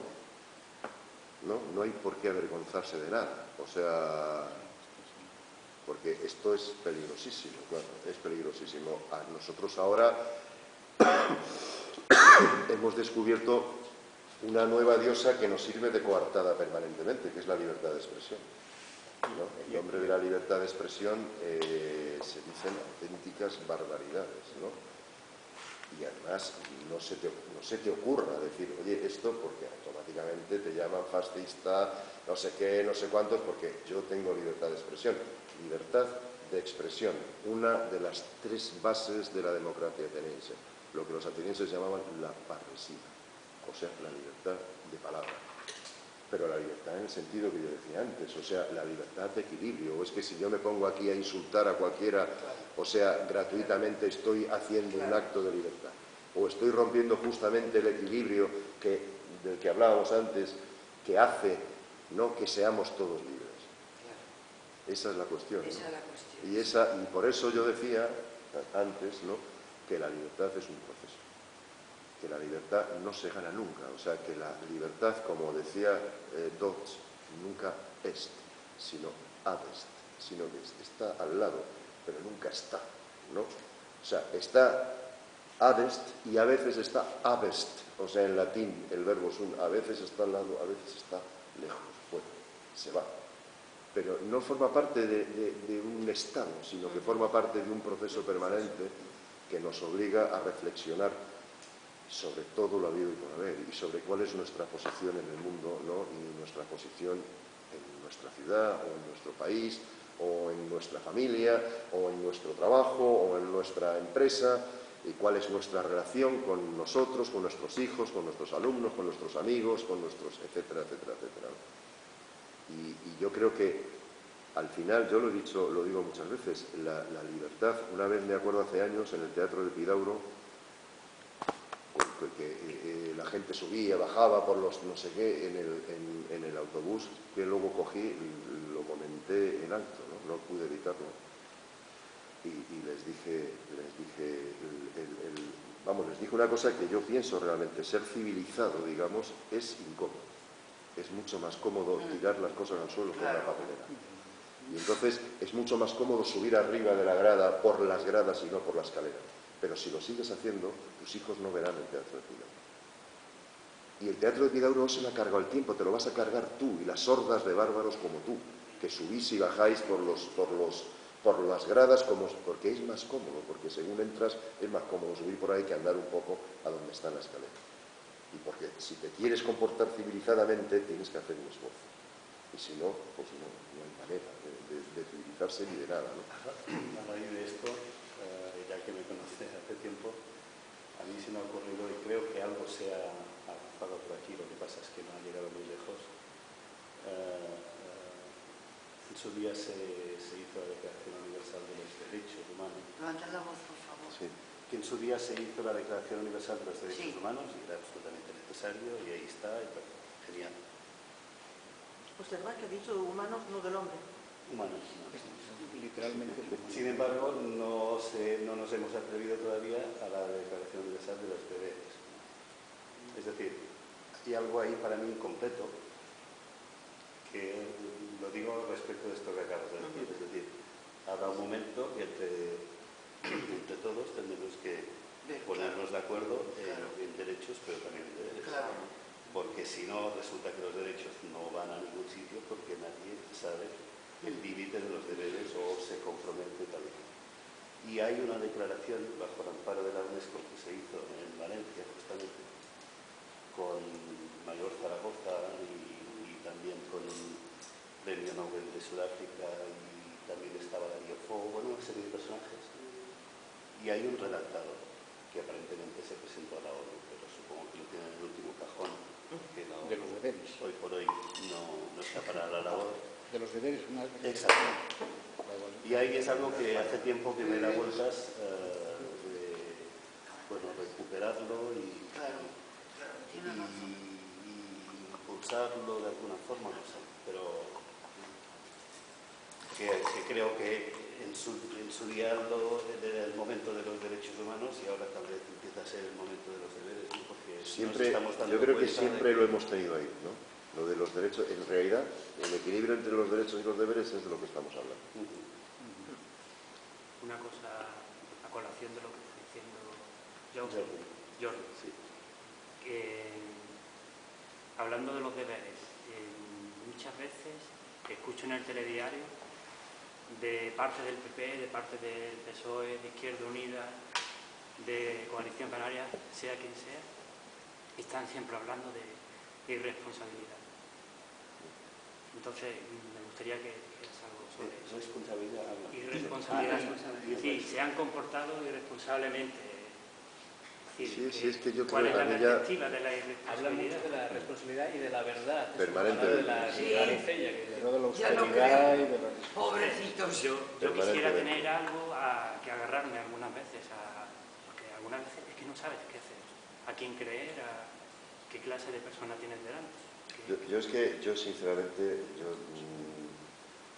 creo que la política en términos generales hoy día, ¿no?, ha derivado de tal manera que realmente se hace muy difícil que una persona íntegra, que una persona que sufra ante los ataques injustificados pueda sobrevivir en ese contexto. Es decir, si una persona honrada te llaman cualquier cosa por algo y que ni siquiera se te ha pasado por la cabeza, pues realmente... Pero has dicho una persona sufra, a ver... No, una persona que tenga una cierta integridad, no voy a decir ya una persona íntegra, una persona que tenga una cierta integridad, un cierto aprecio por la verdad, ¿no? Por el razonamiento. ¿Cómo puede sobrevivir en un mundo como el de la política tal y como está planteado? Hay un montón de ejemplos, es decir, que al final resulta que, bueno, si tú, y esto suele pasar siempre, es decir, cuando uno inicia un proceso, quienes lo inician tienen una talla que no tienen los que lo suceden y que mucho menos tienen los que vienen detrás. Y esto en la política se ve de una manera brutal, ¿no? O sea, ¿quién iba a decir en la época en la que yo hacía la mini, ¿no? Que iba cantando libertad, amnistía y estatut de autonomía, que lo cantábamos todo Dios referido a Cataluña? O sea, ¿quién me iba a decir a mí que al cabo del tiempo, o sea, iba a ver lo que he visto, digamos, en la presidencia de la Generalitat de Cataluña o sea, de aquel que llegó diciendo ya soc aquí, ¿no? O sea, y el entusiasmo que había en general por todo eso, la realidad luego lo ha ido, y bueno, no hace falta que diga yo cómo ha evolucionado la cosa, ¿no? O sea, claro, cuando tú piensas en los políticos, ¿no? En los políticos, no digo ya de España y de ahora, sino de hace un cierto tiempo, cuando piensas, yo qué sé, en Winston Churchill, por ejemplo, ¿no? O sea, cuando hablaban al Parlamento, simplemente cuando hablaban al Parlamento, la preparación, o sea, el que al final la política sea un arte noble en el sentido, ¿no?, de que los que se supone que están preparados, los sabios, para sacar adelante las cosas, acaben, pues, gobernando. Esto pasa en la historia, o sea, si es que además el mecanismo, y ahora viene la democracia, es decir, el mecanismo es tal que lo impide realmente. Ayer lo decías tú, una cosa tan simple como las listas abiertas. Con la manera de expresarse de los políticos, no saben hablar. Yo sufro... ¿Cómo que? Claro que sufres, por eso te digo, cuando los tíos dicen, no, es que este es un irresponsable, pero ¿por qué dice eso? Lo dice porque tiene además una visión absolutamente sectaria de las cosas. No es capaz, ¿cómo no la va a tener? Si cuando está en el Congreso, en el templo de la libertad, o sea, el portavoz hace así y ya sabe lo que tiene que votar. Y si osa votar en contra, sabe que su futuro está sellado como político. Y su sueldo. No sabe la foto O sea, en el templo de la libertad, que es el Parlamento. ¿Cómo no va a ser sectario? O sea, ¿cómo no va a ver solo, o sea, la visión de su partido, si sabe que su modus vivendi depende de que haga lo que le está diciendo el jefe cuando levanta el dedo? Pero eso, y sobre todo, que las palabras se desgastan, o sea, que cuando uno habla de responsabilidad, de libertad, tan gratuitamente, o sea, al final ya es que, o sea, tú oyes democracia, porque y ya es que realmente desconectas, porque dices, bueno, es que la palabra democracia en boca de algunos realmente es que la prostituyen, ¿no? O sea, pero es que hacen barbaridades, en una palabra, al final, con frecuencia, los verdaderos liberticidas son siempre los que invocan la libertad. O sea, los que se la cargan, los auténticos liberticidas, son los que actúan sin darse cuenta, porque no tienen ninguna posibilidad de darse cuenta, porque jamás se lo han planteado, que se cargan la libertad en nombre de la propia libertad.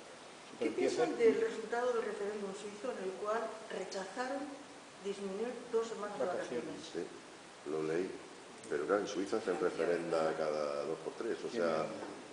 Cada cantón tiene su referéndum y tiene una cultura luterana.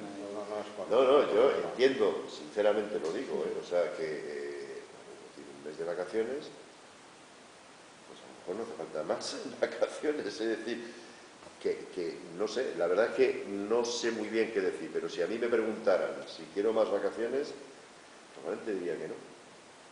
Pues ya sé que en mi caso la gente, no, es que este profesor tiene muchas vacaciones, y ahora como en Valencia sale un subnormal diciendo, ahora solo va a haber agosto de vacaciones para los profesores. Pues es que usted es idiota, o sea, pero usted cree que el problema es que yo tenga vacaciones, que además yo ya a un inspector se lo dije un día, mire, yo vengo al instituto si tengo clase, si no, no vengo al instituto. y usted haga lo que quiera. Exacto. Si tenemos que ir al Tribunal de Estrasburgo, iremos.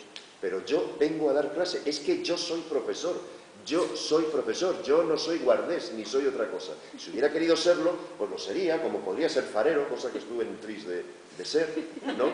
Pero me hubiera ido fatal porque ahora están todos los faros, o sea, ¿no?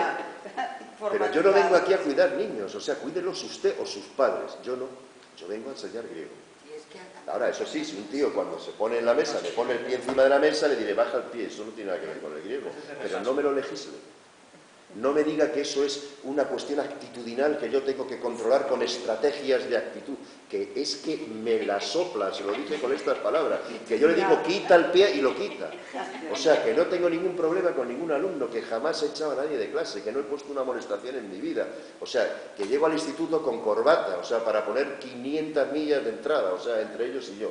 Que no se me ocurre ir de, ¿qué pasa, colega? Que no, que yo soy el profesor de griego. Es más, el catedrático de griego, o sea, que lo haces no porque yo presuma, yo jamás digo que soy catedrático, porque me parece que eso es un cargo. Yo soy profesor. ¿De tutela? Sí, eso sí, porque a mí me sale del natural, o sea, yo eso toda mi vida me ha pasado. Pero yo te garantizo que no he tenido jamás un problema de rebelión con ningún alumno, incluso con alumnos complicados. Jamás en mi vida. Porque debe ser un maestro. No, o sea, pero yo tampoco hago nada, o sea, no es posible, no lo sé. El hecho es que yo tengo colegas que están todo el día echando a la gente de clase, poniéndoles amonestaciones, poniendo no sé qué, que vaya a jefatura, que no sé qué, que no sé cuánto. Ahora, yo voy a ir a clase en julio, ¿no? Yo me voy el 39 de junio, me voy. ¿Entiende usted? Me voy. ¿Usted quiere a mí ponerme un expediente? Póngamelo, si acabaremos en el Tribunal de Estrasburgo, seguro. No, pero yo no vengo a clase, porque no tengo clase. Ya está. O sea, entonces yo vengo a dar clase. Si yo tuviera un despacho aquí con un ordenador que funcionara, con los libros que quisiera, etcétera, yo vendría encantado a trabajar al instituto. Pero yo no tengo ni despacho en un instituto como el de la Espinal. Yo tengo que compartir con el de religión, el de filosofía y el de latín un espacio de exactamente 4 metros cuadrados. Con un ordenador del año 1413 a.C. O sea, que no hay manera de... Yo trabajo, yo es que escribo, o sea, trabajo en mi casa, porque aquí no puedo. Y usted me dice que yo voy a venir aquí en el mes de julio. Usted es pipollas, ¿qué le pasa a usted? O sea, y es que me trae sin cuidado, que no me preocupa ni lo más mínimo, que haga lo que quiera, que me expediente, que haga lo que quiera. Además, estas medidas que están sucediendo en Valencia nos dicen que bueno, se van a hacer clases de repaso, que hay que hacer cursos de formación en julio como si no hiciéramos el resto del año. Es que además no tienen un objetivo de ahorro económico, no tienen nada que ver con la crisis económica, es simplemente una cuestión de desprestigio que van a cargarse un poco la imagen del profesorado, ¿no? Pero yo creo que mientras ponen eso en el periódico, la gente no piensa en otras cosas. ¿Qué pasan allí? Al tema de la democracia. Claro, ligada con esto. Esto a lo mejor liga con esto que has dicho al principio de la sistemática destructiva del latín y el griego, que va en contra de las humanidades. Pero eso pasa en España, en Europa no pasa. O sea, el presidente de SEAT España es un señor que se llama Muir, que es inglés, que es licenciado en filosofía germánica por Inglaterra, no sé por qué universidad, y ha llegado a presidente de SEAT. Es inimaginable que un capitán de empresa español sea licenciado en letras o en lo que quiera. O sea, lo hemos criminalizado. Y eso viene de hace mucho tiempo, de cuando se dividieron las ciencias y las letras. Y que tú, porque seas ingeniero, eres incapaz de aprender nada y viceversa. A lo mejor la explicación no está donde tú piensas. Y que además eso lo cultivamos todos. O sea, te llega un señor abogado y te dice, ay no, yo soy de letras. Cuando le pones una ecuación delante. Y viceversa. Los de ciencias no saben escribir. O sea, cuando tú dices aquí, los sabios es quien es capaz de conocer la verdad de las cosas, revelado no por la religión o el mito, sino la razón. O citas aquí a Eratóstenes y a Tales, esos eran matemáticos también. La criba de Eratóstenes y los teoremas de Tales. Esos no dividían el conocimiento. No, es que yo soy de letras. Eso es tremendo. Yo no me he atrevido a tanto, pero estoy completamente de acuerdo. Es decir, yo Entonces creo... no serás nunca presidente de ese. Ah, bueno, eso ya lo tengo dicho. Lo digo en el sentido de que es bueno que el presidente sea alguien que no sea un economista. Ah, no, por supuesto, sí. Porque ese no luego viene la mercantilización de las cosas, ¿no? Y que nos asombramos todos de que lo que decías también de la economía, de que acaba siendo todo un hecho utilitarista económico. Va a ser un hecho, porque los que mandan son economistas, siempre, sistemáticamente. O sea, gente numerizada, con lo cual el razonamiento se pierde y el que llega al poder entra por una vía unidireccional, no multidireccional. No sé.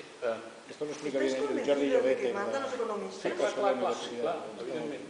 Pero es que eso tendría que estar sobre la mesa en la realidad española y no está, es unidireccional. Yo recuerdo el tiempo que incluso cuando había ciencias y letras, yo siempre digo lo mismo, y en el prólogo de Hijos de Homero lo digo con toda la sinceridad del mundo, ¿no? Yo tuve la enorme suerte de estudiar filosofía y letras, y no otra cosa. Cuando había dos cursos comunes para todos, y luego las especialidades que salían como las ramas del árbol, ¿no? De psicología, o de historia, o de arte, lo que sea. Y tuve la enorme suerte de tener como profesores a gente que yo considero sabios. A mí me dio clase Francisco Rodríguez Adrado, Martín Sánchez Ruy Pérez, José Lasso de la Vega, Sebastián Mariner Igorra, Ángel Pariente, Lisardo Rubio. Es decir, yo iba a clase fascinado porque iba a clase de un sabio que le importaba un pepino si ordenaba el tema, si no lo ordenaba, si daba apuntes, si los dejaba de dar, si procedimientos, actitudes, conocimientos, conceptos. O sea, a grados llegaba allí y yo sentía la sensación de que tenía el privilegio de que un sabio me diera clases. Y cuando llegaba Ruy Pérez tenía la misma sensación. Y eso, es decir, que eso se denigre como se denigra ahora la lección magistral, que esta base de Bolonia, de que el protagonista es el alumno, pero ¿de qué habla usted? O sea, que el protagonista es el alumno, si el alumno vaya... Pero tiene que ver con los americanos, con el consumo, o sea, el estudiante es un consumidor y por eso después de una clase coges y en cualquier cursillo que vas tienes que marcar si te ha gustado el profesor, si ha utilizado no sé qué, si ha utilizado no sé cuántos. O sea, eres un consumidor de un producto cultural, el que sea. En la universidad, pues la universidad ya no es lo que era. Uno pasa por la universidad y no es nadie ahora. Porque además, antes eras alguien, ahora tienes que hacer 2 másters más que son privados, por supuesto, y ahora ya con 2 además, másters más además te da clase alguien cuyo único mérito es que ha conseguido equilibrar no su libertad, sino sus influencias con las de la gente que tiene en ese momento poder en la universidad. Las oposiciones han desaparecido.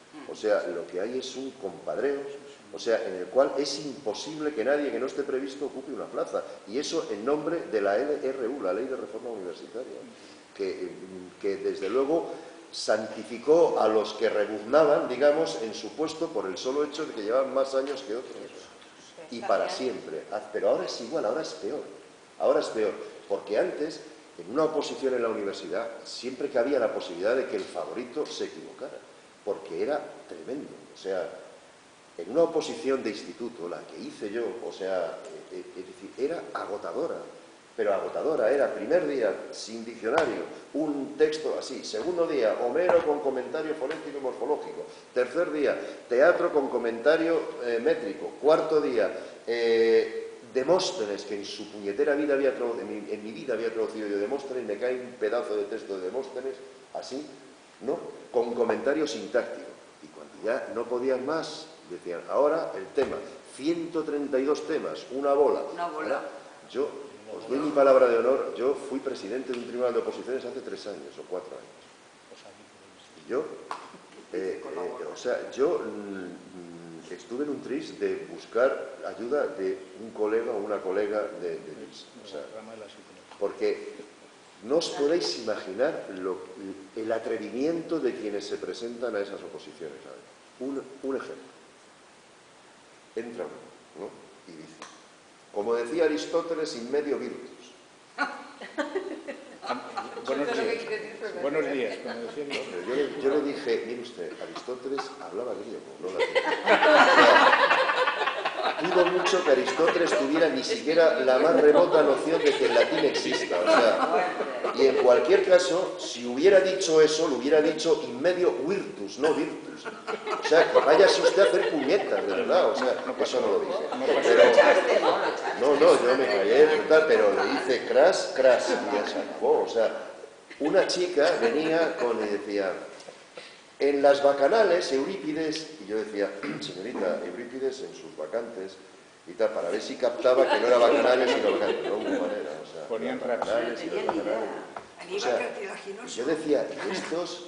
Habían espollado y mal. Pero, ¿sabes? En esa oposición, el sistema es, primer examen, ni un solo texto. Es decir, el ejercicio práctico, suprimido. No digo ya una serie de ejercicios prácticos, ninguno. O sea, no se sabía si sabía griego o no. Pero en matemáticas igual, en física lo mismo. Ejercicios prácticos, suspendidos. Vamos, suprimido. Un tema de 40 y tantos temas, creo que eran 6 bolas, ya no me acuerdo. Y de las 6 bolas eliges una, que ya, macho, hay que tener mala suerte para que te salgan 6 bolas de 40 o de 40 y tantas y no te sepas ninguno. Y se toca Demóstenes. Bueno, y cuando, a mí lo de Demóstenes me hizo sudar, todavía conservo las gotas de sudor, que yo escribía con tinta, con una pluma, o sea, cuando hice la cátedra, o sea, las gotas hacía flos y hacía la tinta. O sea, tengo los borrones de tinta, o sea, porque era el mes de julio. ¿Es verdad que la conservas? Te doy mi palabra, no, que la conservo. Yo no soy nada fetichista, pero eso lo conservo porque realmente cuando vi Demóstenes ya me puse a sudar de entrada. Porque mira que me cae gordo Demóstenes. O sea, es una cosa, me había... Yo, sí, joder, o sea, que es uno de mis favoritos. Bueno, pero claro, tú hablas de la universidad, pero lo hablamos con Jaume el otro día, a finales de los 50 y 60, los institutos de enseñanza media tenían sabios. Adrados era catedrático de instituto. Pérez era catedrático de instituto, o sea... Teníamos gente que era maestro. La poca literatura que sé, o las ganas de aprender literatura, la aprendí con su cuñado, García López. No, mis suegros. Perdona, sí, García López, sí. Que tenía, yo iba a un instituto que los catedráticos tenían libro propio. Y creíamos los alumnos de que en todos sitios los catedráticos tenían un libro propio. Y como tú acabas de decir la lista, yo me acuerdo de las Casulleras que hacía matemáticas, el García López que hacía literatura, el Candel que hacía biología, la María Comas que hacía historia y el Cuellar que hacía filosofía. Y te marcaban una... Yo fui a clase con lengua. Te marcaban una dirección de la vida, un sentido. ¿Y tú crees? No hablo del siglo XIII, no hablo del siglo XIII. Habla antes de de 1965. Han sido ignorados. 66 y 67. Yo me imagino a Adrados, que ya os decía el otro día la anécdota esa de la pizarra, ¿no? O sea, cuando en la Fundación Marc le pusieron un retroproyector, que no era ni siquiera una cosa de estas. Adrados, cuando yo trabajé, permitidme esta anécdota para que vean cómo es Adrados, que es un tipo que tiene muchos enemigos y tal, pero cuando yo acabé la carrera, él me dejó en la papeleta, ponía, venga a hablar conmigo. Fui a hablar con él y me ofreció trabajar en el diccionario griego-español, que estaba haciendo entonces, y que siguen haciendo. Yo ya lo dejé. Y entonces, no podéis imaginar lo que era que en España, en esa época, que era el año 70 y tantos, ¿no? 70 y muchos, se imprimiera un diccionario como ese con caracteres griegos. Era imposible. Solo había una imprenta en Bilbao que lo podía hacer. Lo mandabas y lo volvía con un montón de errores, entonces no había manera de publicar. Hasta que sale el ordenador personal, el PC. Y viene un tío de IBM al Consejo Superior de Investigaciones Científicas, donde lo hacíamos, a venderle la idea a Adrados. Y Adrados, cuando llego yo por la noche, ¿no? Por la tarde, que es cuando iba a trabajar, y me dice, oiga, soy un hombre, venga, un momento, venga, y voy. Me dice, mira, venga, tengo un individuo, dice, que dice que tiene una máquina que hace usted así, bla, bla, bla, y las palabras hacen pop, pop, pop, y se colocan. O sea, así me lo explicaba. Y las palabras hacen cos, y se colocan entonces. Oye, usted es increíble, es increíble. Adrados que es un sabio. O sea, yo cuando yo corregía fichas con él, o sea, cuando, claro, redactabas una palabra del diccionario, entonces una vez a la semana corregías con él. Cuando tocaba corregir con Adrados, entraba una especie de temblor, ¿no? O sea, y no os podéis imaginar las precauciones que tomábamos todos, no solo yo, para que no nos pillaran en un renuncio, en una cita o lo que fuera, ¿no? Y la primera vez que yo corrijo, cuando ya soy redactor del diccionario, voy a don Francisco. Yo siempre llamo a don Francisco, jamás siempre de usted, ¿no? Y se pone don Francisco, que cogía las cosas así, Mira vos. Subirán, dice, ¿esto lo dice aquí usted? Platón no lo dijo Platón. Y yo, ¿cómo? O sea, yo llamar al fuego, que eso es Platón, lo he visto 2000 veces, o sea, no sé qué es, pero no me suena que esto sea Platón. Y no sabré yo, no será Plutarco, se ha equivocado usted. Le ha puesto P en lugar de Plu. Y yo me fui y era Plutarco. Y el tío, el macho, no le sonaba a Platón y eso, cuando Adrados decía, supongo que dice, no me suena, es que no. Quitas la mano del fuego. O sea, no me suena. O sea, claro, ¿tú crees que yo me iba a plantear si Adrados me gusta el profesor, no me gusta el profesor, tiene actitudes correctas, se explica con conexión, sigue un orden, no sé qué? Pero sí que ahora la autoridad es la equiparación a la policía, es una agente del orden en ejercicio de su profesión. Así van a recuperar la autoritas que tenía esta autoritas, gente. Imagínate. Y claro, lo que se podía aprender con ellos, pues era verdaderamente impresionante. Lasso de la Vega era lo contrario de Adrados, era un erudito, ¿no? Pero era un erudito que nos hacía aprender las Moralia de Plutarco con el nombre del catálogo entre paréntesis, de memoria. O Ruiz de Elvira, que era catedrático de latín, que nos obligaba a definir, decía, si cae la Eneida en el examen, ustedes tienen que decir que es una obra de grandiosa concepción, pujante originalidad y augusta gravedad. Todo lo demás, digan lo que quieran, pero el que no diga eso lo suspendo. Pero en su examen. En su examen. Y se le quedó para siempre. O sea, la Eneida es una obra de grandiosa concepción, pujante originalidad y augusta gravedad. Y tú estabas diciendo eso y luego ya tiraba por donde podías, ¿no? Eran así, o sea, y luego unos textos de latín de memoria que cuando llegabas a su despacho, con lo nervioso que eres, lo sacaban de la cartera, en lugar de decirte, decía, el furente de Inde.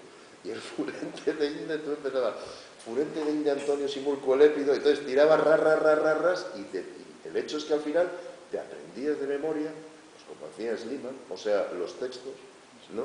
Y lo soltaba. Y al cabo de los años dice, bueno, a mí Ruiz de Elvira no es que me encantara como profesor, pero desde luego, y Lasso, pero lo que aprendías, o sea, lo que te obligaban a estudiar, y además no había consideraciones, no es que estudia mucho, es que no sé qué, ¿no? El examen es la Moralia, el Plutarco de memoria, perimusiquí, 413, o sea, no sé, perimusiqués, no sé qué, no sé cuántos, o sea, tremendo. Y bueno, al final dice, bueno, es que, ¿qué esperas? Pues que la cátedra de una universidad esté ocupada por un catedrático, o sea, por alguien que sabe inmensamente más que tú y que solo por esa razón puede transmitirte algo de lo que sabe, ¿no? Claro, porque si está alguien que se ha ganado la cátedra por las intrigas, digamos, de que me toca a mí y ahora le toca al otro, que es lo que pasa ahora, y lo que pasa hace tiempo, Adrados un día me dijo a mí, mire, Subirón, yo necesito un ayudante en sentido etimológico, me dijo. Yo le dije, pues yo no. Y por eso soy profesor de instituto, y todo fue porque tuve la mala suerte de que salí una foto en El País, en una época en la que yo siempre he compaginado un poco la música con esto, y salía una foto en El País y un reportaje hecho por José Miguel Ullán, que era un fan de la romántica banda local, que era un grupo en el que yo estaba, y salía en El País y ponía una foto mía y debajo ponía Bernardo Subirón bajo presocrático. Cabrón del Millán, o sea, que sé lo que el pobre ha muerto, pero que... Y Adrados, que leía El País, Nacho, de bajo presocrático, cuando llegué al despacho, me eché una bronca como si fuera su hijo, una bronca, y acabó diciendo, ¿has dicho usted, Subirón?